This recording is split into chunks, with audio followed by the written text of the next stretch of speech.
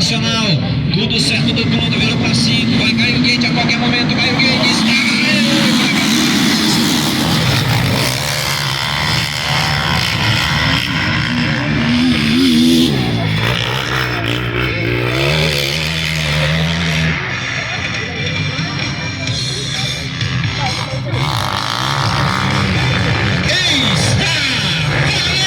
Está para 15 minutos mais as voltas complementares. Juarez Souza, da cidade de São Pedro do Caí, já vem pela pista. Seguindo o segundo, vem que vem forte para Guaraná.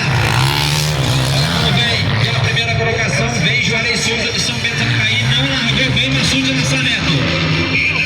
Não largou bem, mas já vem como o Pac-Man ali, ó, já vem papando ultrapassagens. Olha lá. Vem Juarez Souza administrando a primeira colocação, número 26, acelerando forte, número de pista. Pela segunda colocação, Márcio de Brito, número 21, vem forte por ali. Márcio de Brito de Paraisópolis, dono da segunda colocação, mas sendo seguido ali pelo Massude, que acaba de assumir a segunda colocação nesse exato momento. Olha lá. Levou o troco na tentativa, reassumiu o Massude. Olha lá. Vem forte agora para fazer passagem no subidão. A galera vai acompanhando o Massude por aqui. Juarez Souza, vem Massude com toda tranquilidade por ali, é o dono da segunda colocação, só trabalha um pouquinho na saída de curva, passa Massude, é o dono da segunda colocação. Olha como vem, Juarez Souza é o líder, Massude é o segundo, Márcio de Brito é o terceiro, não avistei o quarto colocado, mas todos estão passando aqui, próximo, chegando mais rápido para visualizar, olha lá.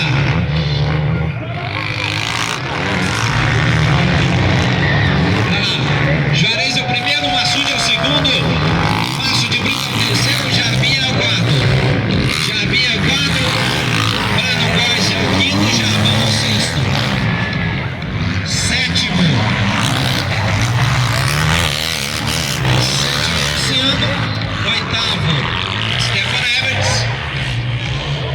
E o nono, o Alex Júnior, da cidade de Itapeva. Olha lá, lado a lado os dois já assumiu a primeira colocação. Tem novo líder a categoria BX, olha lá. Reassume a primeira colocação ali, ó. Massude Nascimento, da cidade de Itajubá. Ele que já foi pentacampeão brasileiro de motocross, ex-campeão mineiro de motocross, bicampeão paulista, campeão carioca.